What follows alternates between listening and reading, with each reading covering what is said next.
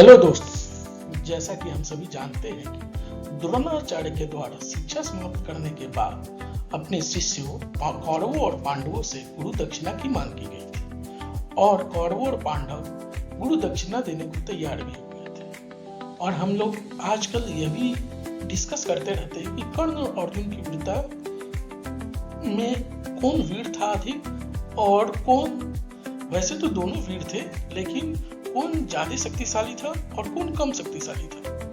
अतः इस कथा के माध्यम से हमें कर्ण, दुर्योधन, अर्जुन, भीमसेन की वीरता का भी पता चलेगा। मेरे द्वारा जो ये कंटेंट लिया गया है वो महाभारत गीता प्रेस गोरखपुर द्वारा प्रकाशित था। अतः हम किसी की भावनाओं को ठेस नहीं पहुंचाना चाहते, तो चलिए हम शुरू करते हैं। यहाँ द्रोण का शिष्यों द्वारा द्रुपद पर आक्रमण करवाना, अर्जुन का द्रुपद को बंदी बनाकर लाना और द्रोण द्वारा द्रुपद को आधा राज्य देकर मुक्त करना, यहाँ जैसे कि लिखा हुआ है, आप देख सकते हैं स्लाइड में। यहाँ वैशंपायन जी कहते हैं, राजन, पांडवों तथा धृतराष्ट्र के पुत्रों को शस्त्र विद्या में निपुण देखकर द्रोणाचार्य ने गुरु दक्षिणा लेने के समय आया जान मन ही मन कुछ निश्चय किया। जन्मेजय तदंतर आचार्य ने अपने शिष्यों को बुलाकर उन सब से गुरु दक्षिणा के लिए इस प्रकार कहा, शिष्यों, पंचाल राज द्रुपद को युद्ध में कैद करके मेरे पास ले आओ, तुम्हारा कल्याण हो, यही मेरे लिए सर्वोत्तम गुरु दक्षिणा होगी। तब बहुत अच्छा कहकर शीघ्र पूर्वक प्रहार करने वाले वे सब राजकुमार युद्ध के लिए उद्यत हो रथों में बैठकर गुरु दक्षिणा चुकाने के लिए आचार्य द्रोण के साथ ही वहां से प्रस्थित हुए। तदंतर दुर्योधन, कर्ण, महाबली योद्धा, दुशासन, विकर्ण, जलसंध और तथा सुलोचन, जैसे कि आप देख रहे हैं दुर्योधन के साथ कर्ण भी है। ये और दूसरे भी बहुत से महापराक्रमी नरश्रेष्ठ क्षत्रिय शिरोमणि राजकुमार पहले मैं युद्ध करूंगा, इस प्रकार कहते हुए पंचाल देश में जा पहुंचे और वहां के निवासियों को मारते पीटते हुए महाबली राजा द्रुपद की राजधानी भी रौंदने लगे। उत्तम रथों पर बैठे हुए वे सभी राजकुमार घुड़सवारों के साथ नगर में घुसकर वहां के राजपथ पर चलने लगे। जन्मेजय उस समय पंचाल राज द्रुपद कौरवों का आक्रमण सुनकर और उनकी विशाल सेना को अपनी आंखों देखकर बड़ी उतावली के साथ भाइयों सहित राजभवन से बाहर निकले। महाराज यज्ञसेन द्रुपद को ही संबोधित किया गया है और उनके सब भाइयों कवच धारण किए। फिर वे सभी लोग वानों की बौछार करते हुए जोर जोर से गर्जना करने लगे। राजा द्रुपद को युद्ध में जीतना बहुत कठिन था। वे चमकीले रथ पर सवार हो कौरवों के सामने जा पहुंचे और भयानक वानों से वर्षा करने लगे। जैसा कि आप देख रहे हैं कि राजा द्रुपद को लिखा गया है कि युद्ध में जीतना बहुत ही कठिन था। वैशंपायन जी कहते हैं फिर से कि जन्मेजय, कौरवों तथा अन्य राजकुमारों को अपने बल और पराक्रम पर बड़ा घमंड था, इसलिए अर्जुन ने पहले ही अच्छी तरह सलाह करके विप्रवर गुरु द्रोणाचार्य से कहा, गुरुदेव, इनके पराक्रम दिखाने के पश्चात हम लोग युद्ध करेंगे। हमारा विश्वास है ये लोग युद्ध को बंदी नहीं बना सकते। यूं कहकर पाप रहित कुंती नंदन अर्जुन अपने भाइयों के साथ नगर से बाहर ही आधे कोस की दूरी पर ठहर गए। राजा द्रुपद ने कौरवों को देखकर उन पर सब ओर से धावा बोल दिया और वानों का बड़ा भारी जाल सा बिछाकर कौरव सेना को मूर्छित कर दिया। युद्ध में फुर्ती दिखाने वाले राजा द्रुपद रथ पर बैठकर यद्यपि अकेले ही वान वर्षा कर रहे थे, तो भी अत्यंत भय के कारण कौरव उन्हें अनेक सा मानने लगे। द्रुपद के भयंकर वान सब दिशाओं में विचरण चढ़ने लगे। महाराज, उनकी विजय होती देख पंचालों के घरों में शंख, बड़ी और भेड़ी और मृदंग आदि सहस्त्र बाजे एक साथ बज उठे। महान आत्मबल से संपन्न पंचाल सैनिकों का सिंहनाद बड़े जोरों से होने लगा। साथ ही उनके धनुषों की प्रत्यंचाओं का महान टंकार आकाश में फैलकर गूंजने लगा। उस समय दुर्योधन, विकर्ण, सुबाहु, दीर्घलोचन और दुशासन बड़े क्रोध में भरकर बाणों से वर्षा करने लगे। भारत युद्ध में परास्त न होने वाले महान धनुर्धर द्रुपद ने अत्यंत घायल होकर तत्काल ही उन सबकी सेनाओं को अत्यंत पीड़ित कर दिया। वे अलाक चक्री की उन्होंने दुशासन को 10, विकर्ण को 20, शकुनी को अत्यंत तीखे 30 मर्मभेदी बाण मारकर घायल कर दिया। तत्पश्चात शत्रु दमन द्रुपद ने कर्ण और दुर्योधन के संपूर्ण अंगों की संधियों में पृथक पृथक 28 बाण मारे। सुबाहु को 5 बाणों से घायल करके अन्य योद्धाओं को भी अनेक प्रकार से सहायकों द्वारा सहसा बीन डाला और तब बड़े जोर से सिंहनाद किया।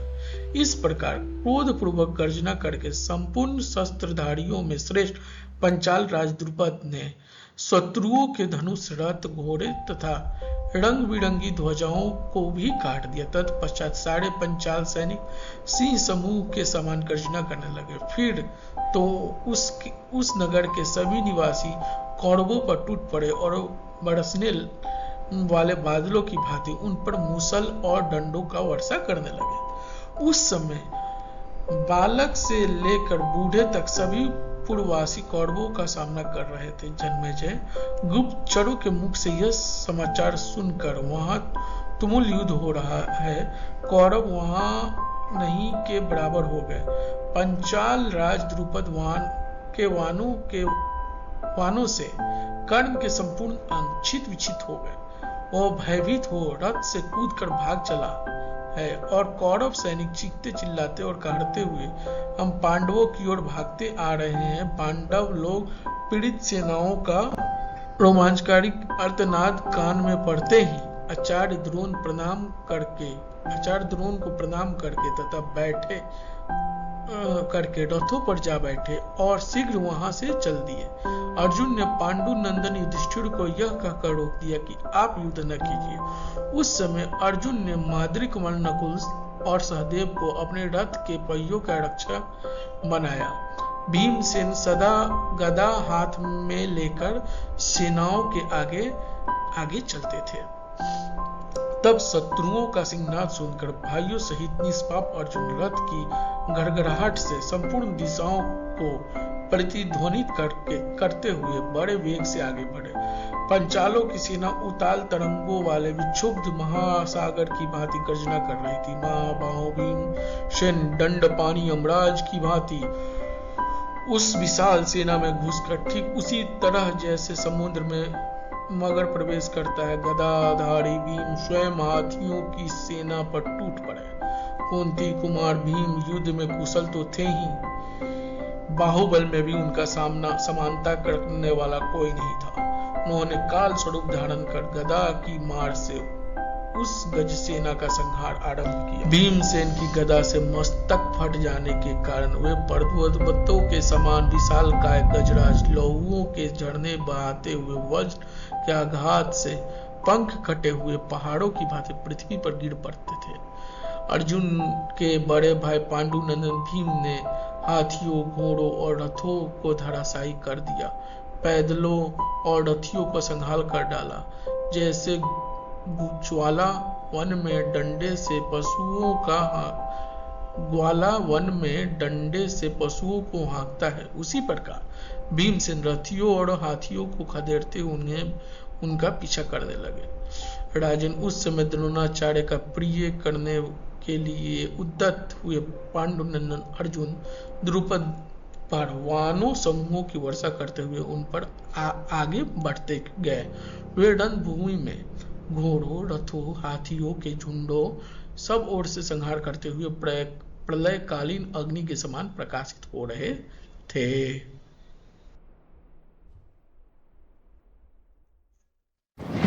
से घायल हुए पंचाल और संजय वीरों ने तुरंत ही नाना प्रकार के वानों की वर्षा करके अर्जुनों को सब ओर से ढक दिया और मुख से सिंगार करते हुए उनसे लुभा लेना आरंभ किया। वह युद्ध अत्यंत भयानक और देखने में बड़ा ही अद्भुत था। शत्रुओं का सिंहनाद सुनकर इंद्र कुमार अर्जुन उन्हें सहन न कर सके। उस युद्ध में तीरधारी पार्थ ने वानों का भारी वर्षा जाल सा बिछाकर पंचालों को आच्छादित और मोहित सा करते हुए उन पर सहसा आक्रमण किया। यशस्वी अर्जुन बड़ी फुर्ती से वान छोड़ते हुए निरंतर नए नए वानों का संधान करते थे। उन पे धनुष वान रखने और छोड़ने के समय अंतर नहीं दिखाई पड़ता था।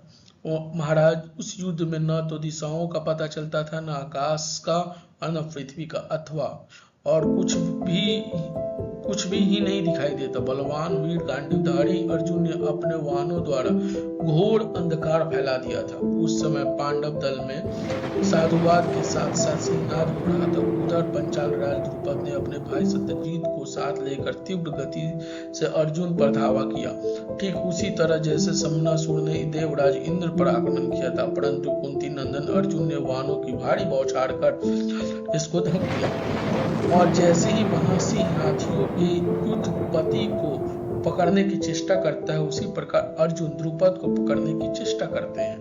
पंचाल की सेना में हाहाकार मच जाता है। सत्य पराक्रमी सत्यजीत ने, जो कि द्रुपद के भाई हैं, तो उनने देखा कि कुंती पुत्र धनंजय पंचाल नरेश को पकड़ने के लिए निकट बढ़े जा रहे हैं, तो वे उनकी रक्षा के लिए अर्जुन पर चढ़ाए। फिर तो इंद्र और बलि की भांति अर्जुन और पंचाल सत्यजीत ने युद्ध के लिए आमने सामने आकर सारी सेनाओं को क्षोभ में डाल दिया।